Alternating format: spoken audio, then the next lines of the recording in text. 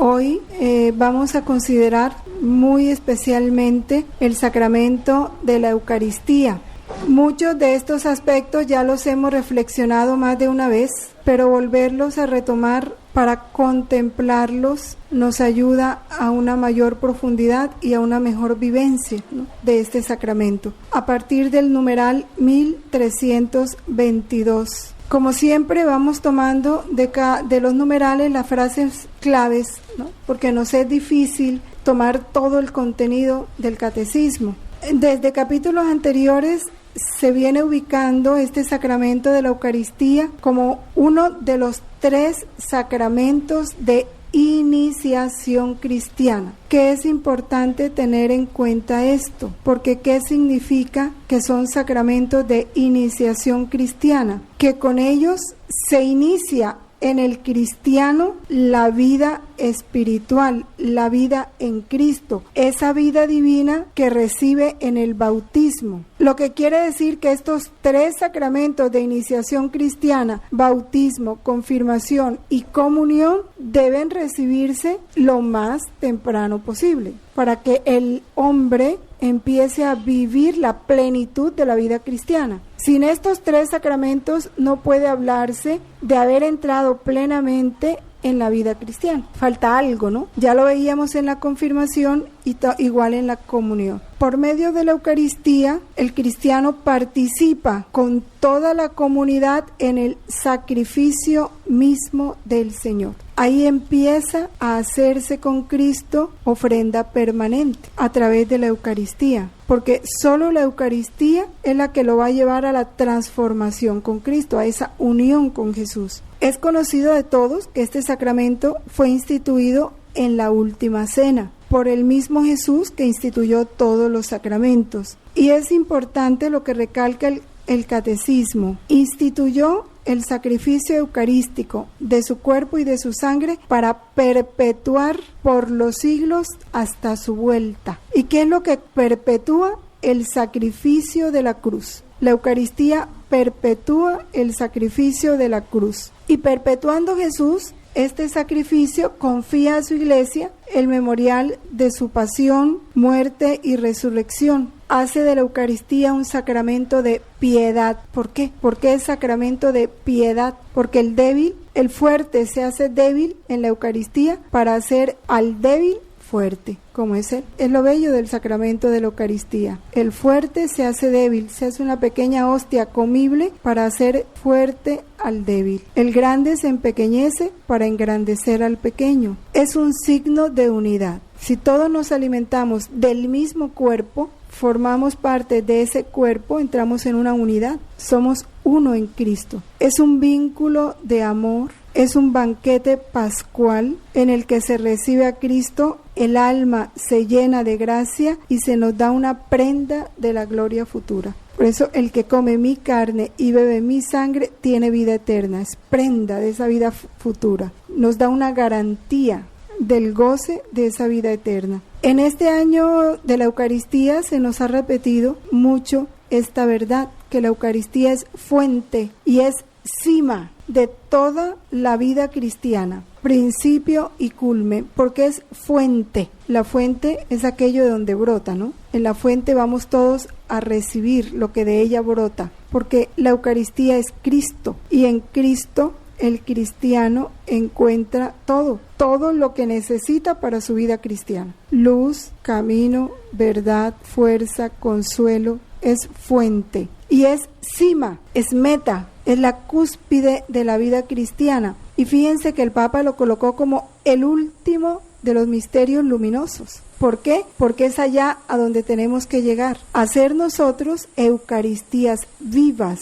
Nuestra transformación en Cristo nos conduce a eso, a ser Eucaristías vivas. Lo que la hostia es lo que nosotros tenemos que llegar a ser. Esa humanidad nuestra, un velo que cubra a esa vida divina que Jesús vive en nosotros. Por eso es fuente y es cima de toda vida cristiana, que es algo también poco conocido, poco contemplado y poco anhelado hoy en el mundo católico. Y para los niños que inician con este sacramento en la primera comunión, es algo que debe quedarles muy bien cimentado, la razón por la cual comulgan, ¿no? Esa transformación en Cristo para la gloria del Padre. Es fuente porque la Sagrada Eucaristía contiene todo el bien de la Iglesia. ¿Cuál es el bien de la Iglesia? Cristo mismo. Ese es nuestro bien. La Eucaristía, ¿qué es lo que realiza en nosotros? Así como el bautismo nos incorpora en Cristo y la confirmación nos hace soldado de Cristo, la Eucaristía realiza en nosotros la comunión de vida con Cristo, con Dios. Es a través de la Eucaristía que se va realizando en nosotros esa unión de nuestra vida con la vida de Dios. Es lo que empieza a realizar en nosotros ese ser uno, como el Padre y el Hijo son uno. Y es la cumbre de la acción por la que en Cristo Dios santifica al mundo. Es la máxima acción de Cristo. Porque mire, en cada sacramento se nos da la vida de Cristo, ¿no? Se nos participa de esa vida de Cristo. Pero en la Eucaristía se nos da todo Cristo, en cuerpo, sangre, alma y divinidad. Y también en la cima del culto que por el Espíritu Santo los hombres dan al Padre a través de Cristo. ¿Por qué el culmen del culto? Porque todos los sacramentos y todas las acciones litúrgicas de la Iglesia, todas están encaminadas ¿a dónde? A la Eucaristía. Porque es el centro, es la cima, es el culto fundamental de la Iglesia. Es el máximo sacrificio, la máxima oración que la Iglesia eleva al Padre por el Espíritu Santo en Cristo. Es el compendio y resumen de nuestra fe. San Irineo dice, nuestra manera de pensar armoniza con la Eucaristía. ¿Cómo así? Y a su vez la Eucaristía confirma nuestra manera de pensar. Es una frase que tenemos que profundizar. Cuando nuestra manera de pensar armoniza con la Eucaristía, debe armonizar con la Eucaristía. ¿Qué es la Eucaristía? La Eucaristía es la prolongación del sacrificio de Cristo en la tierra. ¿Cómo va a armonizar nuestra manera de pensar con la Eucaristía? Cuando, al igual que Cristo, nosotros estemos dispuestos a ser como Él, sacerdotes, víctima y altar siempre. Y es la Eucaristía la que va a confirmar en nosotros esa manera de pensar. Si no comemos a Cristo, si no contemplamos el misterio de Cristo en la Eucaristía, nuestra manera de pensar no se va a conformar con la Eucaristía. Es la Eucaristía la que va a conformar nuestra manera de pensar con ella y la va a confirmar. Entonces es algo que se va a dar mutuamente. Los diferentes nombres de este sacramento ya los sabemos, pero no está por demás recordarlos. La palabra Eucaristía significa acción de gracias a Dios. Viene desde el tiempo del Antiguo Testamento. Los judíos bendecían, ¿sí?, al Señor, sobre todo durante las comidas. Lo bendecían por todas sus obras, por las obras de la creación, por las obras de la redención y de la santificación. Y de esa costumbre judía de dar gracias a Dios y bendecirlo, que empleaban el nombre de Eucaristein, de ahí salió la palabra Eucaristía. Porque igual la Eucaristía, a través de ella, la Eucaristía recopila las obras de Dios, la creación, la redención y la santificación. Y eso mismo que Dios nos da en Cristo, nosotros se lo damos al Padre en Cristo. De igual manera. También significa banquete del Señor, porque igual es una cena que anticipa el banquete de las bodas del Cordero de que nos habla el Apocalipsis. Ese Cordero Inmaculado que es Cristo, el que comemos. Fracción del pan. Es un rito propio del banquete judío y que Jesús lo utiliza cuando celebra la última cena como jefe de familia en la Pascua de los judíos. Es en la fracción del pan que los discípulos de Emaús lo reconocen, ¿no? Cuando él parte el pan después de la resurrección. Y con esta misma expresión de la fracción del pan, los primeros cristianos designaban sus asambleas eucarísticas. Vamos a buscar uno de los tantos textos que nos lo comprueban. Hechos 2, 42, 46. Se mantenían constantes en la enseñanza de los apóstoles, en la comunión, en la fracción del pan y en las oraciones. Entonces, en los Hechos, cada que se hable de fracción del pan, se está hablando de la Eucaristía. Con esta expresión, nos dice el numeral 1329, todos los que comen de este único pan partido, que es Cristo, único pan, entran en comunión con Él y forman un solo cuerpo en Él. De ahí entendemos más profundamente el nombre de comunión, o sea, una comunidad de vida con Cristo. Asamblea eucarística, porque la Eucaristía es celebrada en la asamblea de los fieles, o sea, en la reunión. La asamblea de los fieles es la expresión visible de la iglesia, de ese cuerpo místico que es la iglesia. ¿Cuándo se hace visible el cuerpo místico que es la iglesia? En las asambleas litúrgicas. Igual se habla del memorial de la pasión y de la resurrección del Señor. Son nombres, diferentes nombres de la misa. Santo sacrificio. Ya sabemos por qué. Porque en la misa se actualiza, se renueva el único sacrificio de Cristo Salvador. Es un sacrificio de alabanza, de acción de gracias, es un sacrificio puro y es un sacrificio espiritual, santo, porque supera y completa todos los sacrificios de la antigua alianza, todos. También se habla de la santa y divina liturgia, porque la Eucaristía es el centro de toda la liturgia de la Iglesia. La celebración de los santos misterios. Recordemos en el volumen 1 que nos dice Luisa sobre la misa, que en la misa se compendian todos los misterios de nuestra fe. Lo repite ella en el volumen 1. Todos los misterios de nuestra fe están en el santo sacrificio de la misa. Es el sacramento de los sacramentos, por eso se habla del Santísimo Sacramento, sabiendo que también se llama Santísimo Sacramento a Jesús en la Eucaristía, cuando se guarda en el sagrario. Vamos a recordar un poquito lo que dice el numeral 1074, que nos ayuda a comprender más a la misa como santa y divina liturgia. ¿Qué es la liturgia? Es la cumbre a la que tiende la acción de la Iglesia, la fuente donde emana toda la fuerza. Es en los sacramentos y sobre todo en la Eucaristía donde Jesucristo actúa en plenitud para la transformación de los hombres. Es en los sacramentos y sobre todo en la Eucaristía donde Cristo actúa en plenitud. Es que eso dice mucho, para la transformación de los hombres. Esa es la acción que Cristo realiza en la Eucaristía, nuestra transformación.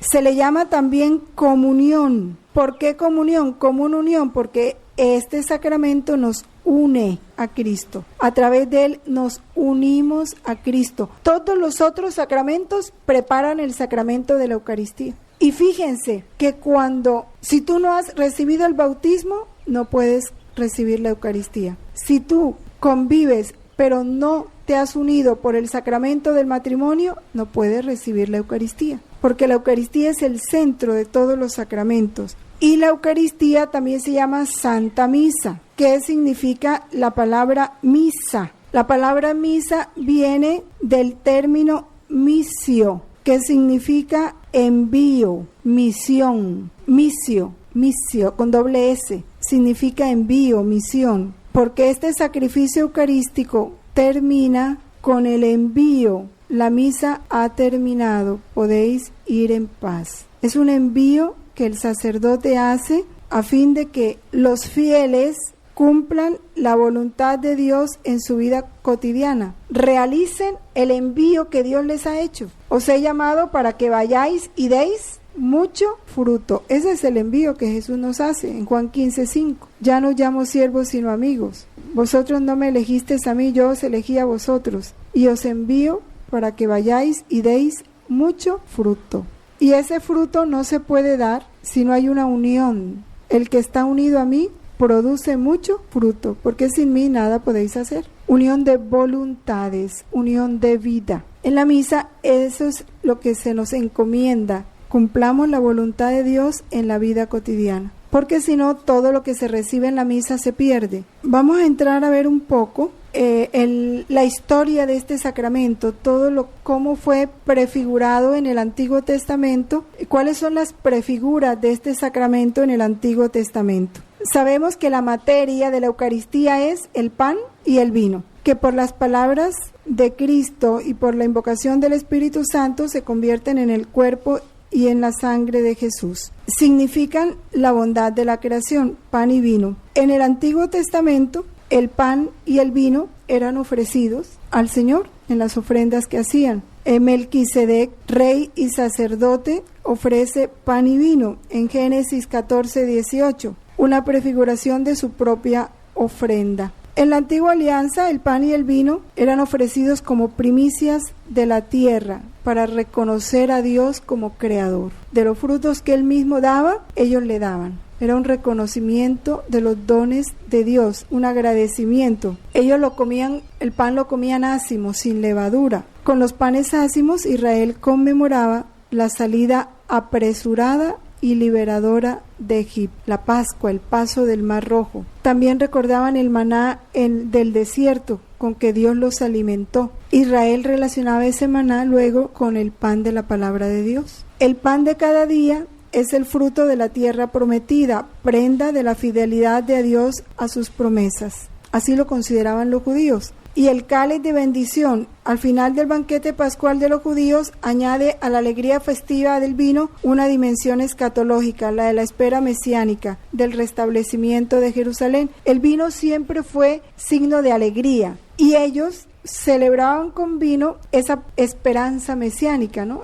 El anuncio de ese Redentor que liberaría a Israel y que restablecería Jerusalén. Cuando ya viene Jesús, que entra, porque Jesús entra en toda esa costumbre judía, en todos esos símbolos de los judíos, con sus milagros de la multiplicación de los panes, Él está prefigurando la sobreabundancia de este pan eucarístico. Y de hecho Dios lo ha dado sobreabundantemente, más en nuestra tierra. ¿Quién puede decir que no tiene la posibilidad de comulgar? Es en abundancia que Dios nos lo ha dado. En la boda de Caná, Jesús convierte el agua en vino. Ahí se inicia la vida pública de Jesús, anuncia su glorificación. Y miren lo interesante que dice el catecismo: manifiesta el cumplimiento del banquete de las bodas en el reino del Padre, donde los fieles beberán el vino nuevo convertido en sangre de Cristo. Ese es el vino nuevo. Todos estos todavía son anuncios. Cuando ya Jesús,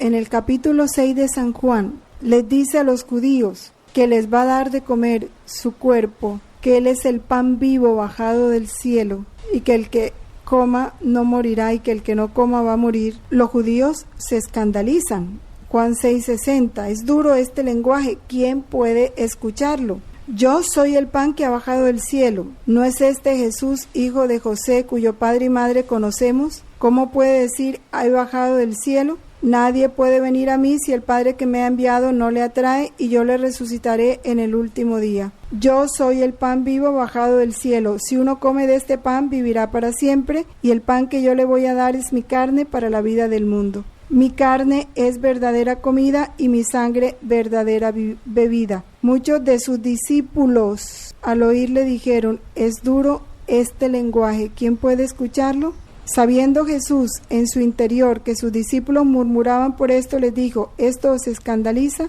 Y cuando veáis al Hijo del Hombre subir a donde estaba antes, muchos se volvieron atrás desde entonces y ya no andaban con él. La crisis que produjo en ellos el anuncio de la Eucaristía. Lo mismo que cuando anunció la cruz. La cruz y la Eucaristía son piedras de tropiezo, y lo siguen siendo, porque también en nuestro tiempo siguen siendo piedra de tropiezo. Es el mismo misterio, cruz y Eucaristía, es el mismo misterio. No podemos pretender transformarnos en Cristo sin seguir su mismo camino. ¿También vosotros queréis marcharos? Esta pregunta de Jesús resuena a través de las edades como invitación de su amor a descubrir que solo Él tiene palabras de vida eterna, y que acoger en la fe el don de su Eucaristía es acogerlo a Él mismo, y es acoger su cruz. Son inseparables. Jesús, cruz y Eucaristía son el mismo misterio.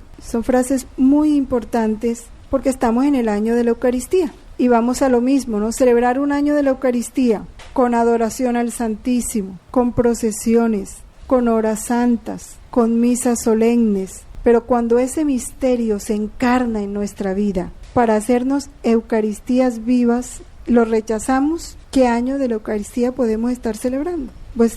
Nos dirá el Jesús, ustedes me honran con los labios, pero su corazón está lejos de mí. Contemplar la Eucaristía es contemplar su significado, su realidad, y es el sacramento a través del cual Cristo realiza su transformación de nosotros en Él. Entonces tenemos que disponernos como se dispone la Eucaristía, a que Él en nosotros viva su vida como quiera vivirla. ¿Acaso a Jesús en la Eucaristía no lo toman y lo pisotean y lo profanan? ¿Qué no hacen con Jesús en la Eucaristía? Y Él se deja. Así quiere que nosotros seamos como la Eucaristía, que Él pueda hacer y dejarse hacer en nosotros lo que Él quiera. La institución de la Eucaristía, hay varios textos. Está el de Juan 13, 1-17, que textualmente dice: el Señor, habiendo amado a los suyos, los amó hasta el fin. Sabiendo que había llegado la hora de partir de este mundo para retornar a su Padre, en el transcurso de una cena, les lavó los pies y les dio el mandamiento del amor, para dejarles una prenda de este amor, para no alejarse nunca de los suyos y hacerles partícipes de su Pascua. Instituyó la Eucaristía como memorial de su muerte y de su resurrección, y ordenó a sus apóstoles celebrarlo hasta su retorno, constituyéndoles como sacerdotes del Nuevo Testamento. Sacerdotes del Nuevo Testamento. En ese momento los constituye sacerdotes. Por eso, en ese día se celebran el doble sacramento de la Eucaristía y del orden sacerdotal, porque en un mismo acto Jesús establece los dos sacramentos. En estas citas, donde se nos narra cómo fue la última cena, que está en el numeral 1339, cuenta cómo Jesús mandó a los apóstoles que prepararan la mesa para la Pascua, y dice: y prepararon la Pascua. Llegada la hora, se puso a la mesa con los apóstoles y les dijo, aquí hay una frase muy interesante: con ansia he deseado comer esta Pascua con vosotros antes de padecer, porque os digo que ya no la comeré más hasta que haya su cumplimiento en el reino de Dios. ¿Cuándo vuelve Jesús a comer Él, a comerse Él mismo? Cuando se cumple ¿Y cuándo se cumple la venida del reino? Cuando el alma posee su voluntad. Entonces ya Él, en aquel que vive en su voluntad, se comulga a sí mismo, como lo hizo en la última cena. Ya no la comeré más hasta que haya su cumplimiento en el reino de Dios. Ahí vuelve Él a comulgarse a sí mismo, en el alma que vive en su voluntad, y vuelve a recibir un homenaje perfecto, una gloria perfecta. Dice: la Pascua nueva es anticipada en la cena y celebrada en la Eucaristía, que da cumplimiento a la Pascua judía. ¿Por qué da cumplimiento? Porque la Pascua judía era una profecía de lo que iba a ser la Pascua cristiana. ¿Qué es la Pascua judía? Los judíos celebraban la liberación de Egipto, el paso del Mar Rojo. ¿Qué es la Pascua cristiana? Celebra la pasión, muerte y resurrección de Cristo. ¿Por qué es Pascua? Porque Cristo nos pasa de la muerte a la vida, a la verdadera vida. Nos introduce en la verdadera vida. Él se hace ese puente, ese paso, que el hombre que estaba muerto recobra la vida, la verdadera vida, que es la vida divina. Por eso da cumplimiento a la Pascua judía y anticipa la Pascua final de la Iglesia en la gloria del reino. ¿Cuál es la Pascua final? En la Pascua cristiana pasamos de la muerte a la vida. Si habéis muerto con Cristo, habéis resucitado con Él. ¿Cuál es la Pascua final de la Iglesia en la gloria del reino? Cuando desaparece totalmente el pecado y se establece el cielo en la tierra. Cuando ya sea todo, Jesús sea todo en todos. Esa es la Pascua final, porque ese es el plan de Dios desde siempre. Recopilar todas las cosas en Cristo. Cuando ya Cristo sea todo en todos, ya está la plenificación de ese reino de Dios, que es la plenificación de la gloria del Padre. Jesús dice: haced esto en memoria mía. Es un mandamiento que Jesús da a sus apóstoles de repetir sus gestos y sus palabras hasta que Él vuelva. Este mandamiento, nos dice el numeral 1341, no exige solamente acordarse de Jesús y de lo que hizo, sino que exige a los apóstoles, que son sus sucesores, sus inmediatos sucesores, y a todos los sucesores de los apóstoles, que celebren ese memorial, que vuelvan a hacer lo que Él hizo, o mejor, que lo dejen a Él hacer nuevamente lo que hizo en la última cena, en la persona de ellos. Por eso el sacerdote actúa in persona Christi. Desde entonces, los apóstoles, fieles a este mandato de Cristo, acudían al templo todos los días con perseverancia y con un mismo espíritu. Partían el pan, celebraban la fracción del pan, repartían el pan entre todos y así se iniciaron las primeras asambleas cristianas. ¿Por qué el domingo? Porque es el primer día de la semana, el día de la resurrección de Jesús. Y era ese día que los judíos se reunían para partir el pan, para conmemorar el día de la resurrección de Jesús, el primer día de la semana, el domingo. Desde entonces, desde los comienzos de la iglesia viene celebrando el domingo. Esto es un dato bien interesante para ilustrar a los que se dejen. Cuando los hermanos separados empiecen a mostrarte en el Antiguo Testamento el sábado, pues busca en el Nuevo Testamento el primer día de la semana, en los Hechos de los Apóstoles. Habla de ese primer día de la semana, el capítulo 20 de los Hechos, se reunían para partir el pan. En varios textos de los Hechos lo pueden encontrar, porque ahí cuentan las primeras acciones de los cristianos. Versículo 7. El primer día de la semana, estando nosotros reunidos para la fracción del pan, lo habla clarito, porque a veces discuten, ¿no?, esa parte. Entonces, bueno, como tener nosotros presente eso. Desde entonces hasta nuestros días, la celebración de la Eucaristía se ha perpetuado y hoy la encontramos por todas partes en la iglesia, con la misma estructura. Esto también es importante. La esencia del sacrificio, como se celebró desde el comienzo, se ha mantenido. Se han cambiado lo que pudiéramos decir lo accidental, pero lo esencial no se ha cambiado desde los apóstoles. En el numeral 1345 nos lo explica: desde el siglo II, según el testimonio de San Justino Mártir, tenemos la grande línea del desarrollo de la celebración eucarística. Estas han permanecido invariables hasta nuestros días, a través de todas las tradiciones litúrgicas. Así escribe en el año 155, para explicar al emperador pagano Antonino Pío lo que hacen los cristianos. El día que se llama Día del Sol, tiene lugar la reunión en un mismo sitio de todos los que habitan en la ciudad o en el campo. Se leen las memorias de los apóstoles y los escritos de los profetas tanto tiempo como es posible. Liturgia de la palabra. Cuando el lector ha terminado, el que preside toma la palabra para incitar y exhortar a la imitación de tan bellas cosas, la homilía. Luego nos levantamos todos juntos y oramos por nosotros, viene la plegaria universal, y por todos los demás donde quieran que estén, a fin de que seamos hallados justos en nuestra vida y nuestras acciones y seamos fieles a los mandamientos para alcanzar así la salvación eterna. Cuando termina esta oración nos besamos unos a otros, que es el rito de la paz, ¿no? Ahora viene el ofertorio. Luego se lleva al que preside a los hermanos pan y una copa de agua y de vino mezclados, ¿ve? Ya desde el comienzo se mezclaba el vino con un poco de agua. Aquí viene lo que es el ofertorio. Ya empieza la liturgia de la Eucaristía. El presidente los toma y eleva alabanza y gloria al Padre del universo por el nombre del Hijo y del Espíritu Santo y da gracias largamente porque hayamos sido juzgados dignos de estos dones.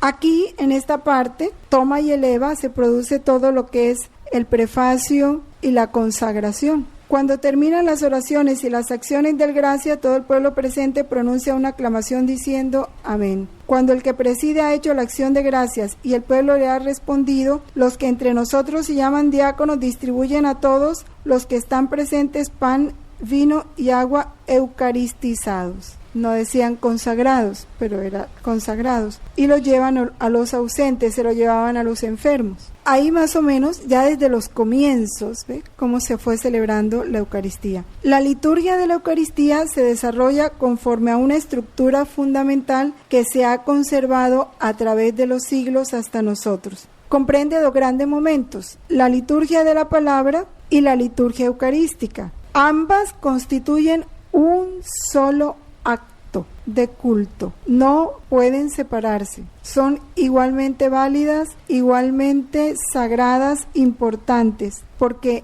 Jesús se nos da en el pan de la palabra y se nos da en el pan de la Eucaristía, que es el mismo dinamismo, nos lo explica el catecismo, de Emaús. Primero Jesús les explicó las Escrituras, luego se sentó a la mesa con ellos, tomó el pan, pronunció la bendición, lo partió y se los dio. Son los dos grandes momentos. Vamos a ver un poquito cómo se da esta celebración, para que vayamos entendiendo cada vez más cada una de las partes de la misa. Lo primero de la misa es la asamblea. Todos se reúnen. Los cristianos acuden a un mismo lugar para la asamblea eucarística. A su cabeza está Cristo mismo, que es el actor principal de la Eucaristía. Él mismo es quien preside invisiblemente toda celebración eucarística. Y todos se reúnen, es un hecho trascendental, porque puede estar el sacerdote solo y ahí hay una asamblea, porque con el sacerdote está toda la iglesia militante, está toda la iglesia purgante y está toda la iglesia triunfante. Hay toda una asamblea, está el cuerpo